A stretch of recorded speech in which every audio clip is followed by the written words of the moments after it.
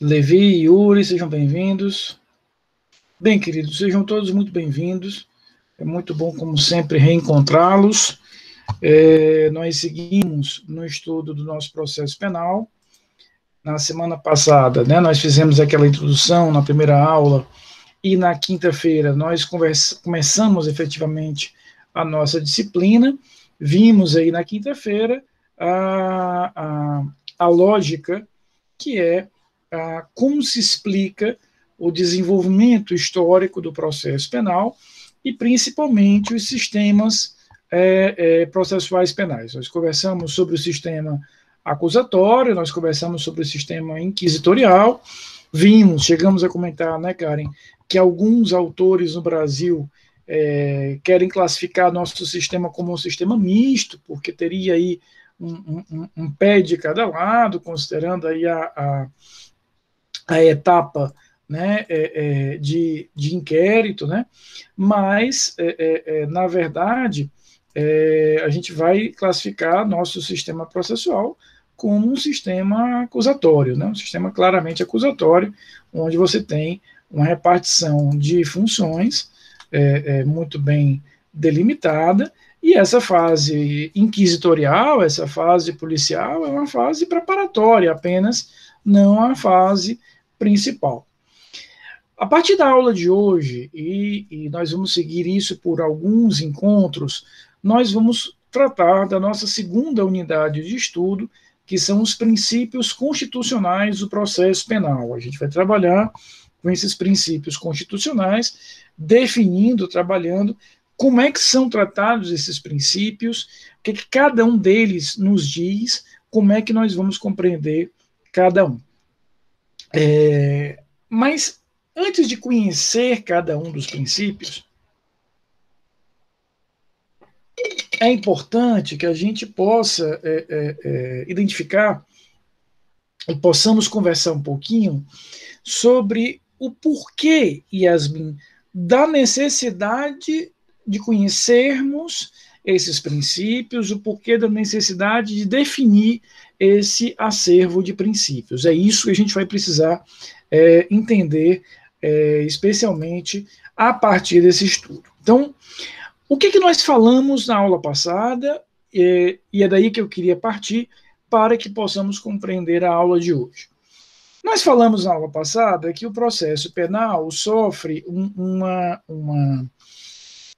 caminhada que se caracteriza muito claramente por uma saída de uma dimensão muito privada para uma dimensão essencialmente pública, essencialmente coletiva, né? A gente sai de uma dimensão privada e a gente chega numa dimensão pública. Então, eu saio daquela dimensão de uma vingança privada, né, aquele indivíduo podendo agir da forma que quiser, na intensidade que quiser e etc. E a gente vai observar, nós, repito, conversamos bastante isso na última aula, um avançar, Yuri, no caminho de uma maior carga pública, de forma que a resposta processual penal ela deixe de ser uma resposta vinculada ou dependente à vontade do indivíduo, né? Então a gente passa a perceber naquele quarto e último grande movimento que a gente vai ter uma dimensão preponderantemente coletiva, pública, em que o indivíduo deixa de ter uma lógica principal e passa a ter uma atuação preponderantemente coadjuvante. Tá? É isso que a gente vai perceber nessa caminhada que estudamos durante a última aula. E o que acontece? Nessa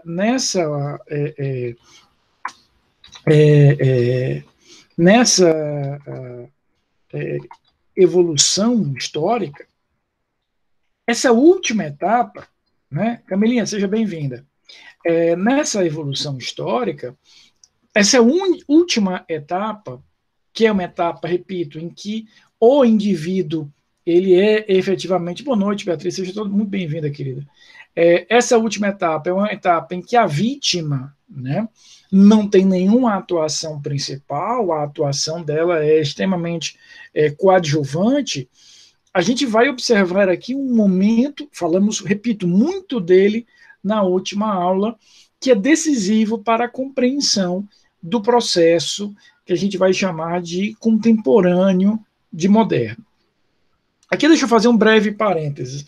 Quem foi meu aluno vai lembrar que eu adoro esses parênteses, né? Gosto de fazer esses parênteses para que a gente possa explorar algumas coisas aqui pontuais. O direito que nós estudamos, e eu sei que o que eu vou falar aqui a gente vai ter um certo ar de obviedade. Quando eu falar isso, vocês vão dizer, poxa, mas que coisa óbvia. Mas eu confesso a vocês que eu levei muito tempo, viu, Camila, para entender, Camilinha, essa obviedade. Na verdade, eu fui aprender isso no mestrado. O que é de tão óbvio que eu quero dizer para vocês e de tão importante? O direito que nós estudamos, esse direito nosso aqui, ele é um direito ocidental e moderno. Então, a gente tem que entender que essa carga, Vinícius, de direito que a gente tem é uma carga de um direito ocidentalizado e de um direito moderno. Por que eu vou chamar de ocidentalizado? Porque é um direito, a gente não pode perder de vista que o direito é uma ciência social aplicada. Direito é uma ciência social aplicada. O que isso significa, Beatriz? Que o direito só tem razão de ser quando vinculado a um tecido social, a uma sociedade diretamente. O direito brasileiro, ele só se realiza quando diretamente conectado à sociedade brasileira, com seus pontos bons, ruins, pontos altos, pontos baixos, etc. Então, nós só vamos entender o quanto o direito se realiza plenamente quando ele estiver plenamente conectado, absolutamente conectado com a realidade daquele determinado povo, daquela determinada sociedade, daquele determinado aspecto social. Então, o direito que nós estudamos, ele não deve ser visto como um direito universal. Aqui nós temos uma tradição, um costume, hábito, Yuri.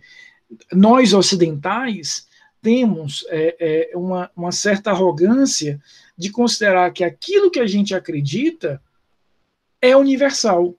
E nem sempre é assim, né, Eduarda? Veja só, nós no Ocidente temos um conceito de democracia, que não é propriamente aquele conceito que a sociedade egípcia adota, a sociedade russa adota, ou outras tantas.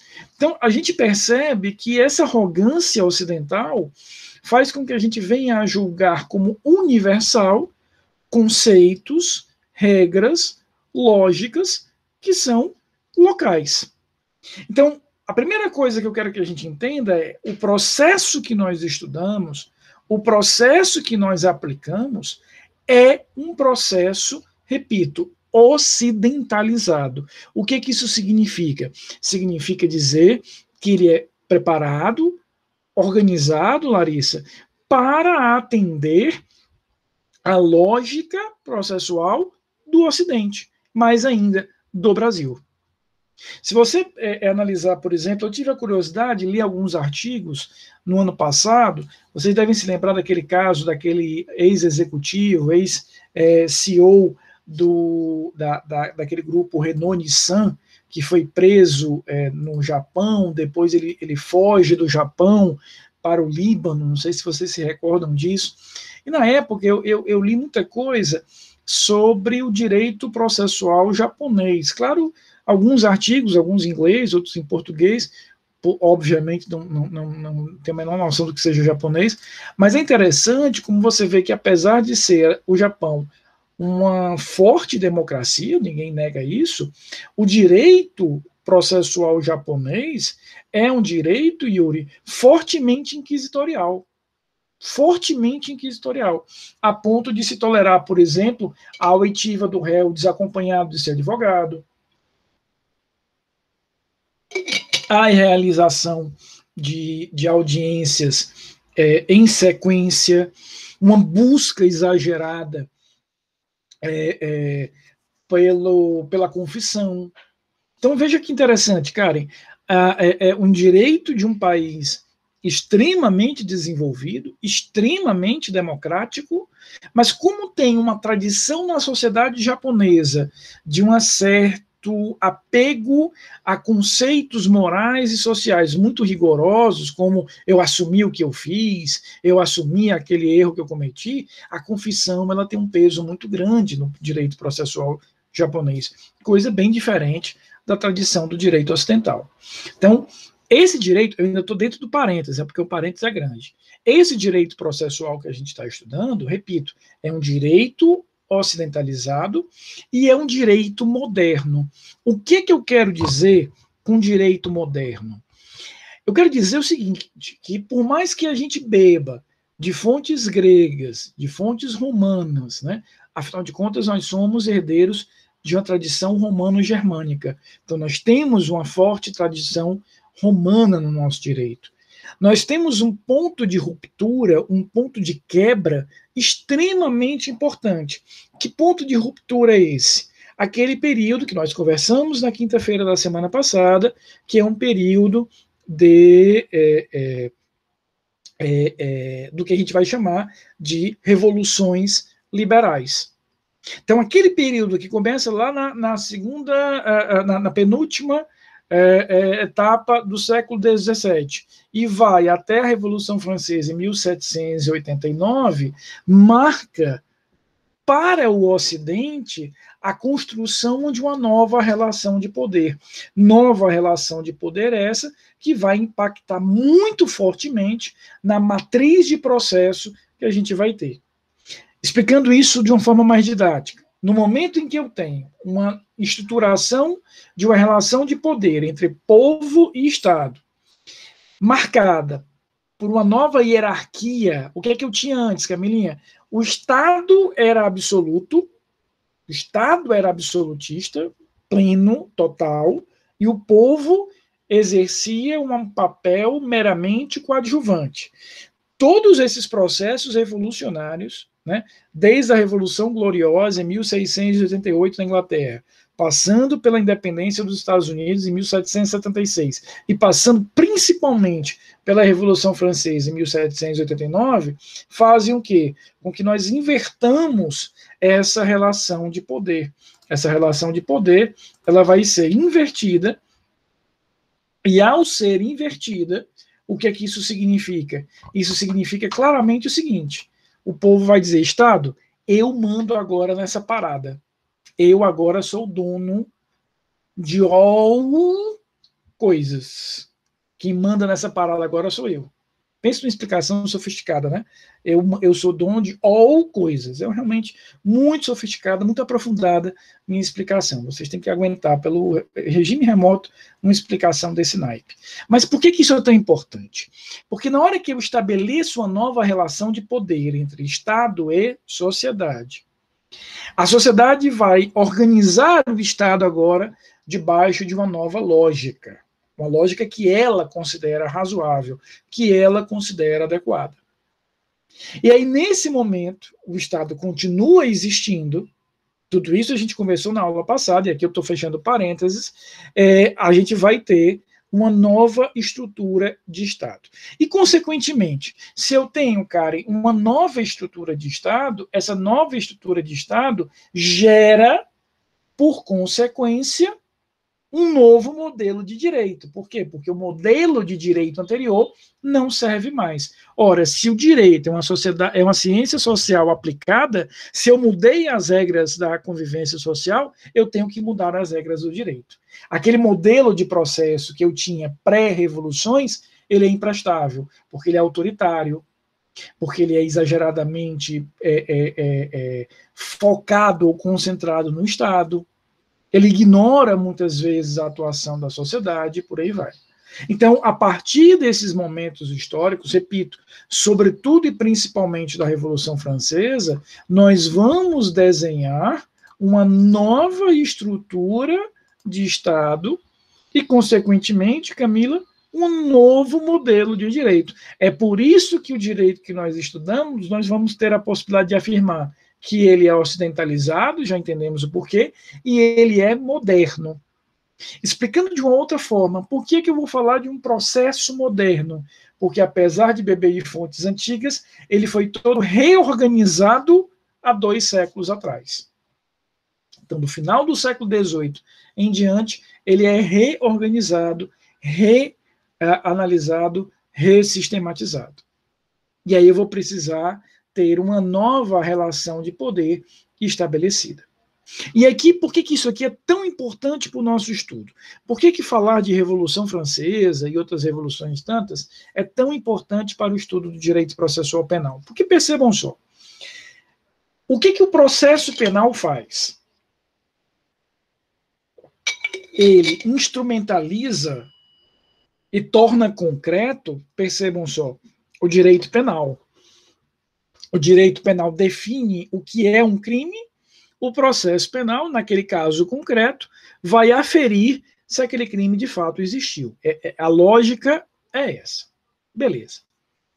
Se eu estabeleci uma nova relação de poder entre sociedade e Estado, e o direito processual penal tem como função regulamentar o direito penal, que por sua vez é a última ratio em matéria de direito, eu preciso ter muita atenção nesse novo modelo de processo penal. Deixa eu explicar isso de outra forma. O direito penal, aqui eu estou falando do direito material, aquele que Camila estou comigo, Yuri estou comigo, Laricinha estou comigo. Ele é um direito material, ele é um direito punitivo. Ele define que condutas serão consideradas como criminosas. Ponto. E qual é a lógica do direito penal? Estou falando exclusivamente do direito material. Ele vai ter a missão mais dura, mais radical, dentre todos os ramos do direito, a proteção dos valores socialmente mais caros, mais importantes, mais fundamentais. É isso que a gente vai ter em matéria de direito penal, a proteção dos valores sociais mais caros. Então, se nós conseguíssemos imaginar, né, dentro de, obviamente, de uma figura alegórica, mas se nós imaginássemos, Karen, uma conversa do Estado com o direito penal, esse Estado diria assim, olha, direito penal, eu tenho notícia boa e tenho notícia ruim para lhe dar. A notícia boa é que você irá usar dos instrumentos mais poderosos que eu tenho. Você vai poder usar a pena de morte, quando, em alguns casos, você vai poder prender as pessoas, você vai poder restringir os direitos. Mas a notícia ruim que eu tenho a lhe dar, direito penal, é que a sua missão, dentre todas as missões jurídicas, é a mais dura. Você tem que proteger os valores mais importantes que uma sociedade tem. Daí porque a gente vai falar que o direito penal é a última ratio, é a última alternativa. Eu reservo ao direito penal, efetivamente, a atuação do direito penal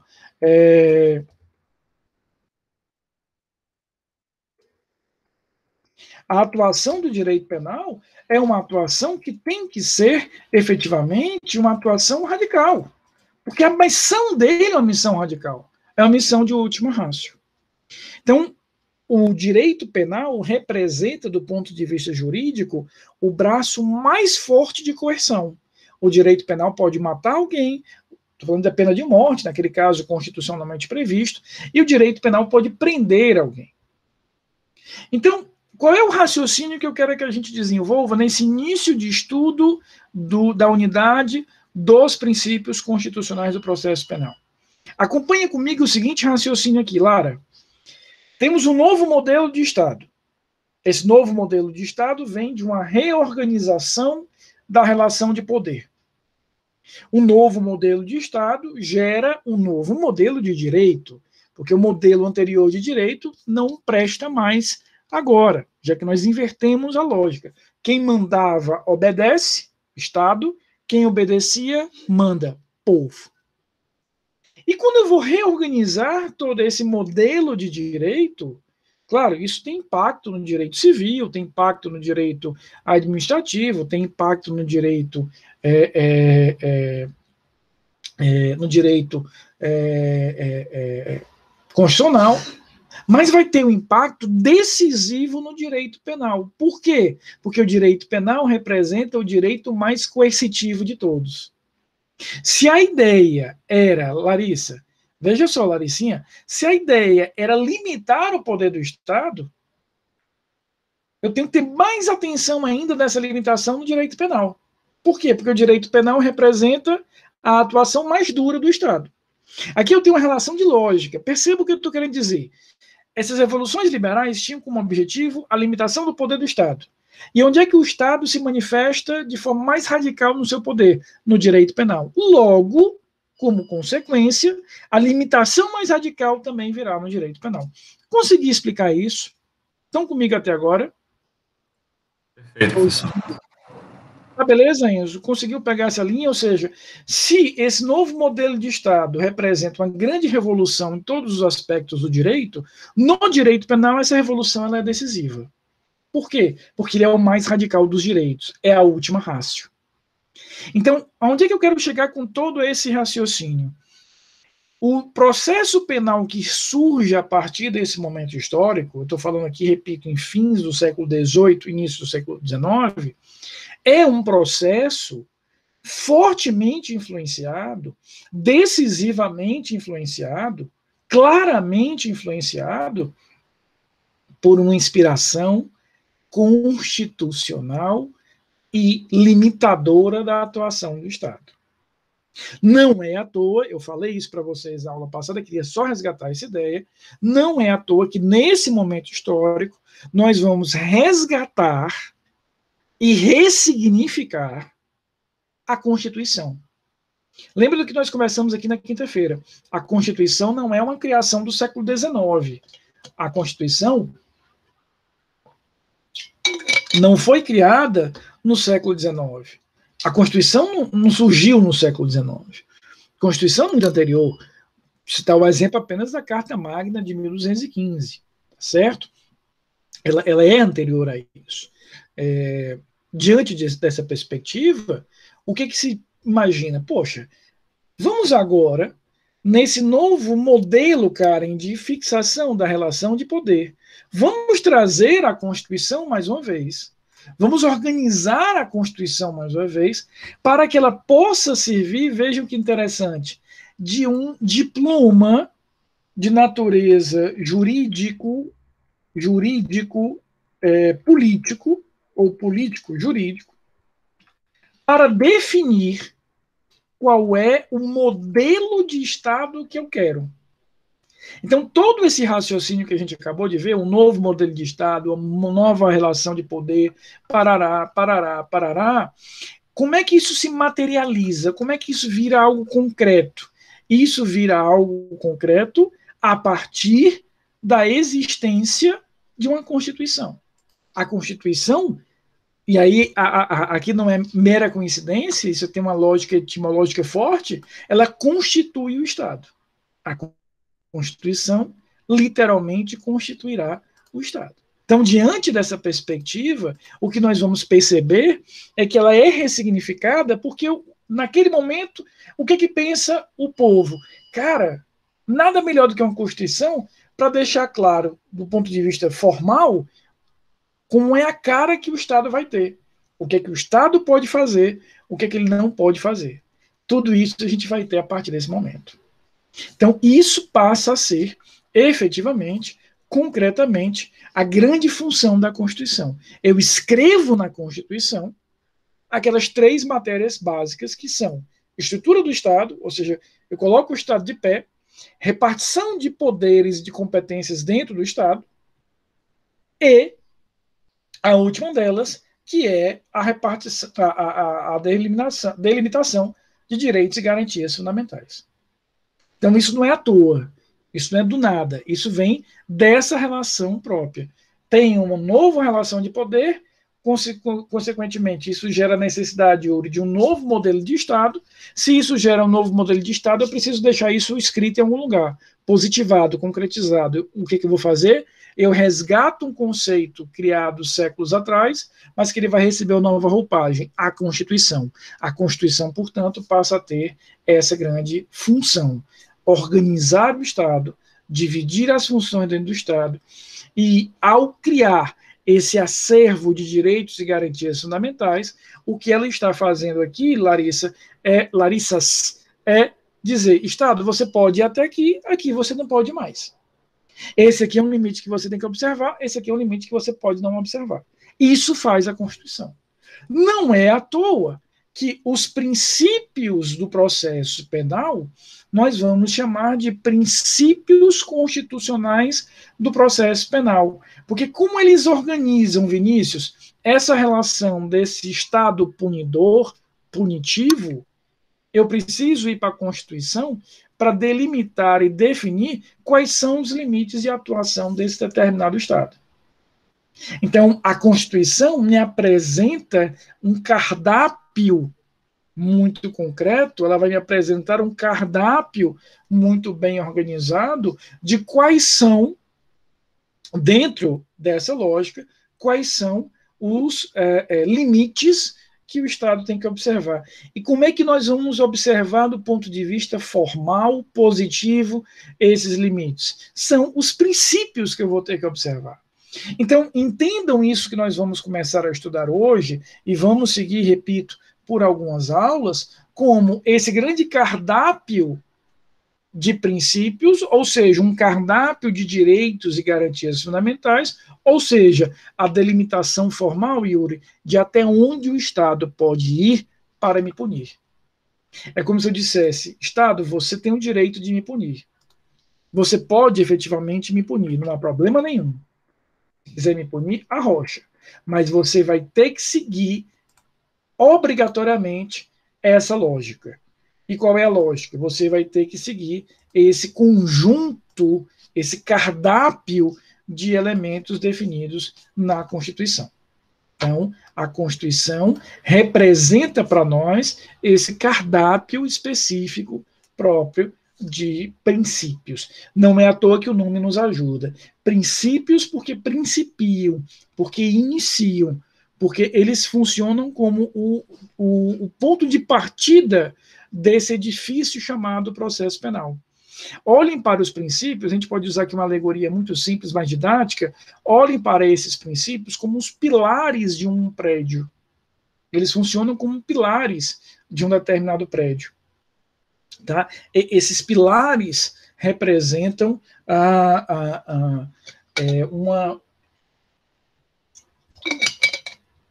uma estrutura, né, concreta sobre a qual eu vou construir o meu edifício. Um edifício não se sustenta se não tiver pilares fortes. Né? Nós vivemos aqui em 2019 aquela terrível tragédia daquele edifício que não veio, que veio abaixo, colapsou, aquela tragédia inominável. Por quê? Porque os pilares ali não aguentaram, eram frágeis. Né? Então, é isso que a gente vai estudar. Esses princípios funcionam como esses pilares sobre os quais eu vou construir esse novo edifício chamado processo penal moderno e ocidental. Feita uma imensa introdução de meia hora. Está claro até aqui? Ou seja, a gente precisa entender que esse processo todo ressignificou um modelo, que é a Constituição, e dentro desse modelo eu trago e positivo os princípios constitucionais que servirão como esses pilares do edifício, para que eu saiba de forma muito objetiva, Júlia, o que eu posso fazer, o que eu não posso fazer, eu Estado, até onde eu Estado posso ir e a partir de onde eu Estado não posso mais ir. Alguém queria perguntar? Não, só para dizer que está tudo tranquilo. Tá beleza? Queridos, eu queria aproveitar para conversar com vocês. Eu gosto das coisas muito bem conversadas e muito bem indicadas. Eu já tinha até falado para vocês isso na semana passada. Durante esse ano de 2021, durante todo o ano, eu vou cursar um pós-doutorado no Rio de Janeiro. E nessa próxima quinta-feira, eu estarei no Rio de Janeiro para o início desse curso, a nossa aula vai ser uma aula normal, com conteúdo normal. Eu queria combinar com vocês apenas para que nós começássemos às 6 horas, né? Nós vamos seguir de 6 às 7, só desta quinta-feira. Repito, o conteúdo é o conteúdo que eu tinha programado para essa aula, eu já tinha programado toda a aula contando com essa circunstância. Eu pergunto Ana, Yasmin, Levi, todos os demais. Podemos combinar assim? Repito, só nessa quinta, semana que vem, horário normal de 5h30. Algum problema, algum óbice? Tá? Eu vou deixar muito claro que não há nenhum problema e nenhum prejuízo em relação ao andamento da disciplina. Tá bom? Realmente, em algumas vezes durante esse ano eu vou precisar ir ao Rio de Janeiro. A princípio, a minha ideia, como eu falei para vocês na semana passada, é que nós teremos aula normal, mesmo eu estando lá. Essa possibilidade vem do uso das aulas remotas, né? Em algum dia que eu perceba, por alguma circunstância, que não será possível ministrar a aula naquele horário, eu vou antecipar a aula combinando com vocês antes. Tudo bem? Mas realmente é um curso que tem que ser um curso que ele é uma parte presencial, e aí me obriga a ir ao Rio. Tá bom? Vocês me perdoam, vão jogar pedra, vão sair da disciplina. Todo dia eu olho no Uniformline se alguém saiu, para não me sentir rejeitado, viu, Camelinha? Todo dia eu vejo lá se ainda continua os 20, né? Na hora que eu começo a ver diminuindo, aí eu me sinto um pouco carente e rejeitado, né? Então, na quinta-feira, combinamos que nós começaremos às 18 horas. E aí vamos até às 19. Normalmente a gente começa aqui às 5h30, vai até 6h30, 6h40. Veja que é o mesmo tempo de aula, apenas a gente começando um pouquinho depois. Tá bom? Muito obrigado pela compreensão. Eu mando lembranças para o Rio de Janeiro para vocês. Queridos, então essa é a organização que eu quero inicialmente, que a gente tenha em mente a importância que a Constituição passou a ter no Estado moderno, porque ela é o grande cardápio, o grande conjunto de elementos que me mostram de forma muito didática, né, de forma muito detalhada, de forma muito precisa, como é a cara desse Estado. Pronto. Para a gente fazer uma comparação aqui muito simples, imagina, por exemplo, que eu, Camila, Júlio e Beatriz organizamos e montamos uma empresa. Naquele estatuto da empresa, né, a gente vai estipular ali qual é a cara que aquela empresa vai ter, que tipo de missão ela vai ter, que tipo de valores ela vai ter, se ela vai ter uma pegada mais socioambiental, ou se ela vai ter uma pegada puramente econômica. Tudo isso vai ser esculpido por um acordo nosso, nós sócios, naquele estatuto daquela determinada empresa. Mutatis mutandis é mais ou menos o que nós temos na Constituição. A Constituição brasileira diz coisas como a garantia da propriedade privada, garantia dos direitos humanos, o meio ambiente é um valor que deve ser preservado, a saúde, a educação, direitos trabalhistas. Então, ela vai desenhando ali qual é a cara que esse Estado brasileiro deve ter. Nada mais natural que eu insira nesse texto constitucional um cardápio, um rol de elementos que nós vamos chamar de princípios do processo, porque eles dão objetivamente a cara desse processo, delimitando qual é a atuação do Estado. Pronto, essa é a síntese dessa introdução que nós vimos até agora. A partir de agora, a gente pisa no chão, nós vamos conhecer cada um dos princípios constitucionais do processo penal. Repito, a gente vai falar sobre eles hoje, a gente vai falar sobre eles na quinta-feira e a gente vai falar sobre eles semana que vem. Minha ideia é concluirmos o estudo dos princípios só na quinta-feira da semana próxima.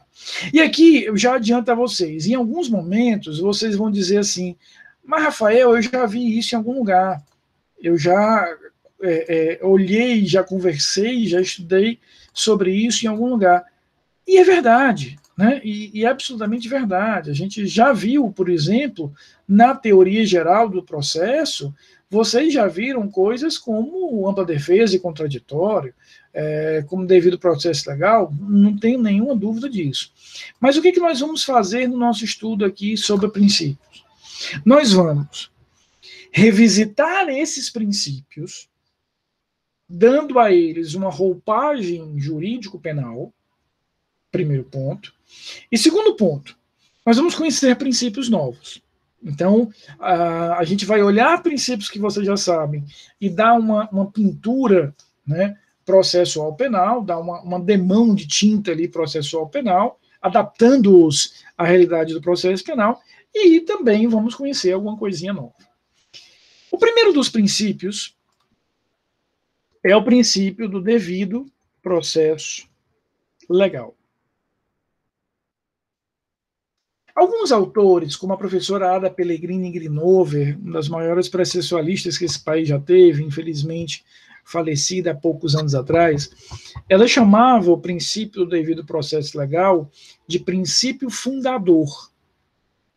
Outros autores, por exemplo, o professor Guilherme de Souza Nutti, chega a chamar de princípio dos princípios. Tem um livro do professor Guilherme de Souza Nutti, que ele fala, o nome do livro é Princípios de Direito Penal e Processo Penal. É um livro em que ele vai tratar desses princípios, Vinícius. Ele divide esse livro em duas partes. A primeira, ele vai tratar de princípios de processo penal. A segunda, ele vai tratar de princípios de direito penal. Desculpa, a primeira de direito penal, a segunda de processo penal. Quando ele organiza esses princípios, lá no direito penal, princípio da legalidade, princípio da intervenção mínima, princípio da anterioridade, aqui ele vai fazer a mesma coisa, princípio, ampla defesa, contraditório e tal, separa aqui. Só que tanto na parte de direito penal do livro, quanto na parte de processo penal do livro, ele define um princípio maior aqui. Um princípio que, segundo ele, é o princípio que orienta todos os outros princípios. Do lado do direito material, do lado de direito penal, este princípio que vai, repito, reger todos os princípios penais, repito, materiais, é o princípio da dignidade humana.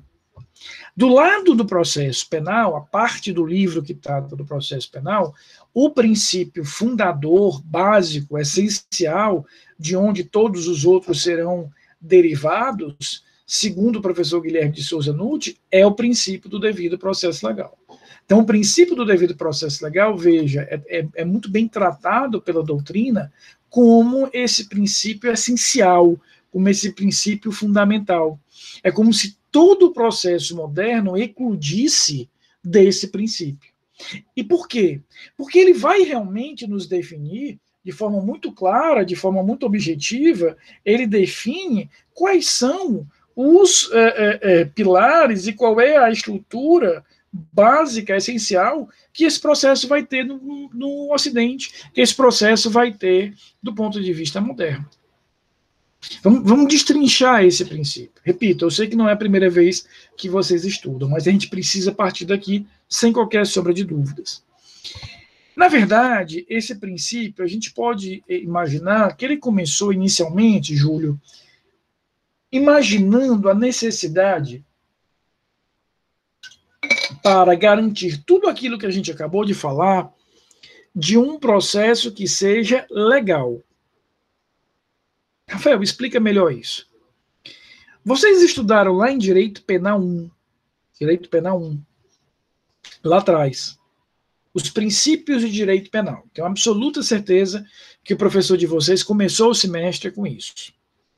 E o primeiro princípio que o professor de vocês explicou lá no direito penal, também não tenho a menor dúvida, foi o princípio da legalidade. Não foi isso? O que diz o princípio da legalidade? Não há crime sem lei que o defina. Então, a lei é um instrumento adequado, é um instrumento preciso para definir, para organizar, para conceituar o que seja crime. E qual é a importância disso para o direito penal? É que eu, enquanto sociedade, tenho a segurança, olha o que eu estou falando, tenho a segurança de olhar para a lei e de forma muito didática, de forma muito precisa, saber efetivamente o que é que eu posso fazer e o que é que eu não posso fazer. Tá? Então, é isso efetivamente que a gente vai ter, repito, de forma muito direta, pela importância que a gente deve dar ao princípio da legalidade. Eu vou bater o olho na lei, e vou saber o que é crime e o que não é crime. Então, olha a importância disso para uma sociedade que tem como pilar essencial limitar o poder do Estado. Então, naquele momento histórico, o que a sociedade faz? Diz para o Estado: Estado, você pode definir o que você quiser como crime, mas coloque da lei. Essa lei funciona para o direito penal como uma espécie de outdoor, que eu vou olhar e vou saber, essas condutas são criminosas, essas condutas não são criminosas. Tá? Esse é o primeiro ponto. Esse mesmo movimento nós vamos enxergar do nosso lado aqui do processo penal. Então, a primeira grande necessidade que a sociedade percebe, que a sociedade sente, é no sentido de dizer: Estado, eu preciso de você. Eu realmente preciso de você. Você é fundamental para que eu possa bem desenvolver a minha atuação. Porém, Estado, eu continuo lhe dando o direito de me processar e de me punir. Mas aqui nós vamos ter uma diferença. Antes, você me processava e me punia do jeito que você quisesse. Agora não. A forma de processar, ela é feita obrigatoriamente na lei, Estado. Da mesma forma que você tem que colocar na lei o que é crime, você tem que colocar na lei qual é o processo que você vai usar. Então, na verdade, o princípio do devido processo legal, ele nasce muito mais do ponto de vista legal do que qualquer outro. Então, a primeira razão de ser, a maior das razões de ser, Lara, desse determinado modelo, foi o quê? Dizer: Estado, bote o modelo, o ritual que você vai usar na lei. Porque com isso eu terei a segurança de que aquilo ali vai servir para mim, vai servir para Lara, vai servir para Camila, vai servir para o Yuri. Isso me dá segurança. Eu deixo de ter modelos de processo que eram casuísticos, resolvidos naquele caso, para aquele caso, em cima de tribunais de exceção, ritos de exceção, e eu passo a ter uma padronização na lei. Isso gera segurança. Então, veja, não é à toa que o primeiro princípio que surge no direito penal é o princípio da legalidade, não é à toa que o primeiro princípio que vai surgir no processo penal é aquele que diz: o processo tem que ser legal, tenho que ter a descrição desse processo na lei. Isso me gera segurança. Eu sei exatamente qual é a ritualística que me vão aplicar, eu sei exatamente qual é a ordem dos fatos que irão efetivamente ser aplicados. Agora, há um processo natural de aperfeiçoamento dessa ideia. Eu vou ter um processo aqui, naturalmente, de aperfeiçoamento. Por quê? E engraçado que esse processo também surgiu lá no direito penal. Qual é a diferença entre o veneno e o remédio, pessoal? Um de cada vez, por favor, não precisa todos responder ao mesmo tempo, não, tá bom? Um de cada vez. Exatamente, como a Alice está falando, a dose. Tem uma tia minha, o Yuri vai achar o Levi vai achar que é mentira minha, Yuri também, mas é verdade. Tem uma tia minha, Levi, que encontrou há uns anos atrás uns remédios. Ela tinha tido enfermidade, não tinha usado os remédios todos, tinha ficado boa antes, e aí algumas doses, alguns comprimidos daquele remédio sobraram. E aí ela resolveu, viu aquela caixa ali pela metade, ficou com pena de jogar fora, resolveu tomar, Levi. Quase papoca. A veia quase vê a luz. Quase faz a passagem. Por quê? Porque, de fato, num outro contexto, aquilo tinha servido. Naquele já não serve mais. Né? Eu tenho uma determinada enfermidade, uma doença, eu vou ao médico, ele me passa um tratamento. Uma outra pessoa tem uma enfermidade, tem a mesma enfermidade. Provavelmente será um outro tratamento, porque eu vou ter que calibrar, ajustar aquilo ali. O que isso tem a ver com o princípio do devido processo legal? Definir que o processo vai ser um processo legal foi uma grande conquista. Foi uma grande conquista. Ou seja, eu defini que a lei organiza, define e prescreve essa ritualística, foi uma conquista excelente. Mas eu quero evoluir. E vou dizer, olha, é o seguinte, legislador, eu não vou aceitar qualquer processo, não. Esse processo, essa ritualística, essa ordem dos atos, ela tem que ser gestada e pensada para aquela situação específica. Ela tem que ser customizada, calibrada, ajustada. É por isso que, por exemplo, no próximo semestre, se Deus quiser, lá em Processo Penal 2, nós estaremos juntos de novo, até porque eu tenho conta para pagar, o Motinha precisa pagar conta e precisa de vocês, então eu espero vocês em Processo Penal 2. Nós vamos estudar na terceira unidade, lá em Processo Penal 2, os diversos ritos processuais. Em outras palavras, as formas de organizar esse processo. Para que eu tenha o quê? Um cardápio de ritos calibrado, customizado para aquela determinada situação. Eu não posso processar uma injúria lá no juizado especial da mesma forma que eu processo um crime de homicídio no júri. Eu não posso processar um roubo simples da mesma forma que eu faço o enfrentamento do crime organizado. Eu não posso processar um fato no juízo de primeiro grau da mesma forma que eu processo no tribunal. Então, veja que o direito vai começar a calibrar e ajustar uma série de respostas, todas elas previstas na lei, todas elas dentro de um arcabouço legal, mas organizadas de forma a ter a solução mais bem calibrada, precisa, ajustada para aquele determinado caso concreto. É assim que a gente vai atender a outra parte do princípio. Qual é a outra parte? Que esse processo legal seja o quê, Camila? Devido. Então, como é que a gente pode traduzir esse devido? Nós podemos traduzir como adequado. A gente pode traduzir como calibrado. É como se eu dissesse, olha, Estado, defina um processo, defina um modelo de processo. Mas ou vem a definir de uma forma muito calibrada e pensada para aquela situação específica. Porque se eu tiver um só modelo de processo, eu caio naquela tentação de ter uma única dose para aquela doença. E aquilo que seria um remédio pode virar um veneno. Então, a necessidade aqui, é por isso que, de certa forma, o princípio do devido processo legal, ele sintetiza praticamente toda a estrutura do processo moderno. É por isso, repito, que esse modelo organizado é capaz de sintetizar tudo aquilo que eu espero de um processo moderno. Porque o que eu estou dizendo? Olha, ele tem que ser previsto na lei e ele tem que ser devidamente pensado para o caso concreto.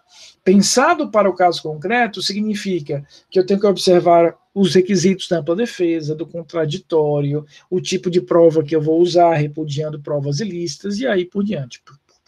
Tudo isso. É por isso que a doutrina, repito, elenca o princípio do devido processo legal, ou due process of law, como o princípio essencial, básico, fundador daquilo que a gente vai chamar de processo moderno. Todos os processos do Ocidente são organizados e baseados com fundamento nessa ideia que é a gênese de todo o processo moderno. Ok? Eu vou perguntar isso várias vezes, é uma mania minha, sobretudo nessas aulas remotas. Está confortável esse ritmo para vocês? Está legal? Rápido, devagar, acelera, tá beleza? Tá tranquilo? Tá? Qualquer coisa, gritem daí, porque isso é importantíssimo para mim. Então, nós já definimos isso. É esse devido processo legal que vai, efetivamente, organizar e coordenar a formação do processo moderno. Mas como é que esse processo, Enzo, ele se materializa efetivamente? Como é que esse devido processo legal ele vai se materializar? Eu tenho duas dimensões. A primeira dimensão desse processo é uma dimensão mais abstrata. É uma dimensão que tem um olhar voltado para o legislador. Quem olha para essa dimensão, ou quem deve olhar para essa dimensão, é preponderantemente o legislador. Então, o legislador é aquele que vai ter um olhar voltado para isso. Então, quando o legislador, Camila, lá na lei, vai organizar o rito do juizado especial, ou vai reorganizar, como ele fez em 2008, o rito do júri, ele tem que ter em mente que esse rito, esse ritual, essa ritualística, essa ordem dos atos tem que ser a mais adequada, calibrada, ajustada possível, ou seja, a mais devida. É por isso, por exemplo, que quando nós estudarmos no próximo semestre o rito do juizado especial, a gente vai ver que o juizado especial ele é o quê? Um rito baseado na celeridade, na informalidade, na oralidade, na concentração de atos. Por quê? Porque eu reservei para o juizado especial a competência das chamadas infrações de menor potencial ofensivo, crimes cuja pena não excede 2 anos. Então eu não vou gastar vela boa com defunto ruim. Para que eu vou fazer um procedimento complexo, elaborado, etc., quando eu tenho, na verdade, um rito ali destinado a um crime menor? Um crime que em muitos países, por exemplo, já são tratados até como infrações administrativas.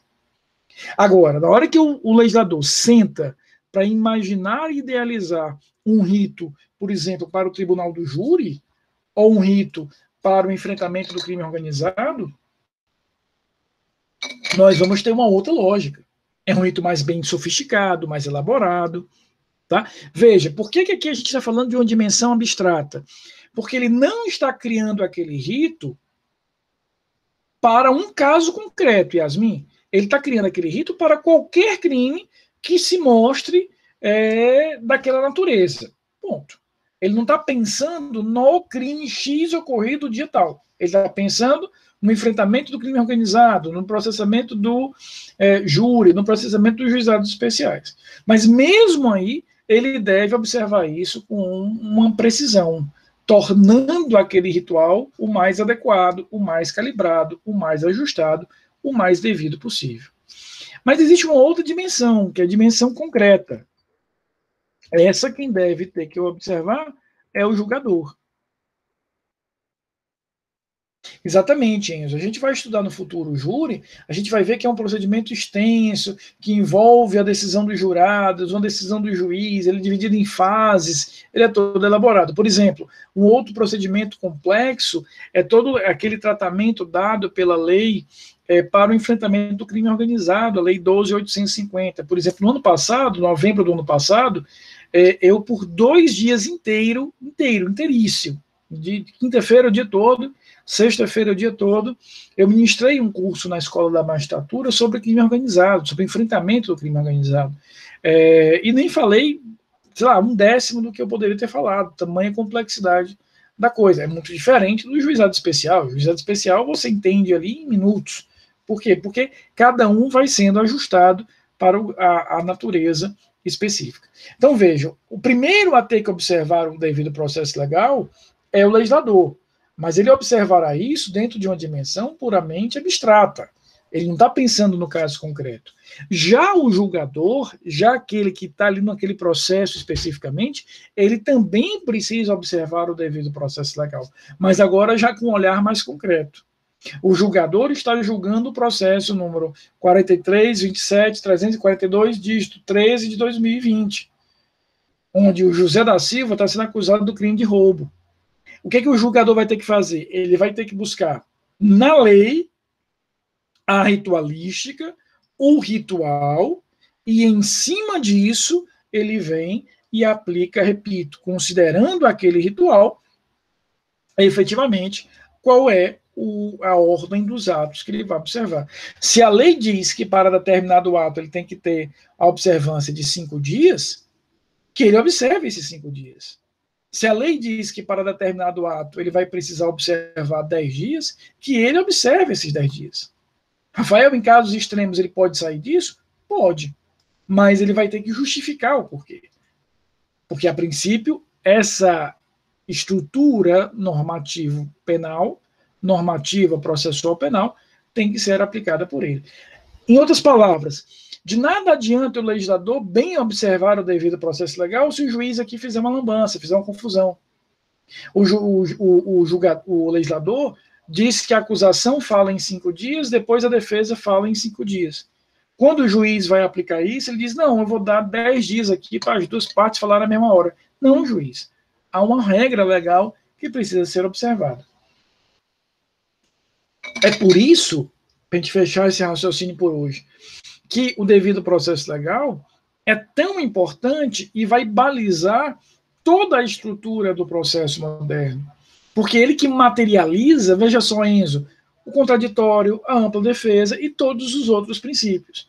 Na hora que o legislador diz a acusação fala primeiro e depois a defesa fala primeiro, e depois a defesa fala, ele está estipulando que a defesa, ao falar por último, terá a melhor condição de exercer sua defesa. Na hora que ele diz, olha, a acusação tem 5 dias, a defesa tem 5 dias, ele está positivando o contraditório. É por isso que, de certa forma, tudo virá do devido processo legal. Um processo que atenda a esse princípio é um processo que atenderá todos aos demais princípios. Tá? Tá claro isso? Pessoal, nessa unidade de princípios, eu não vou trabalhar com slides, né?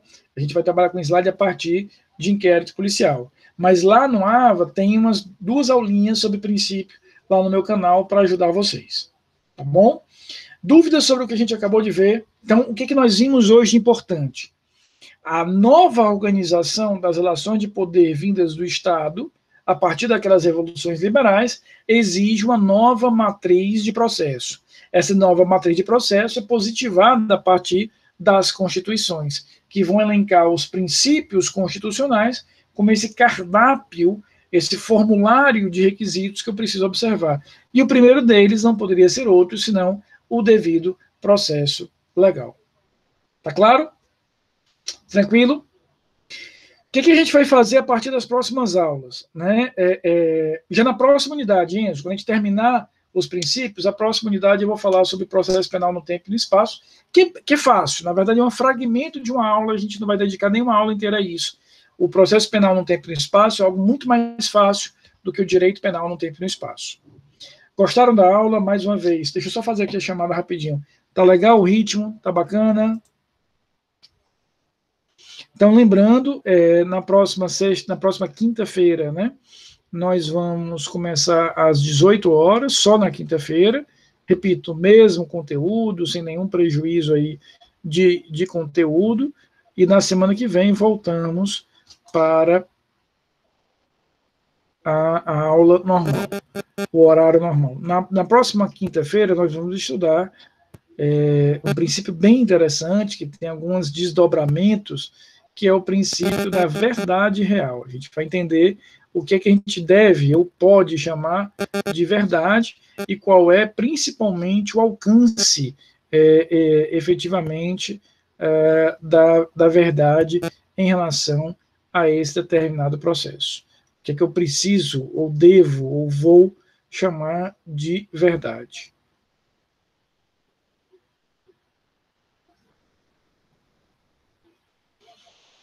Chamada feita. Queridos, uma boa noite. Obrigado pela aula, tá certo? A gente se encontra, se Deus quiser, na próxima quinta-feira, tá bom? Amanhã de manhã, essa aula já está gravada, já está lá no AVA.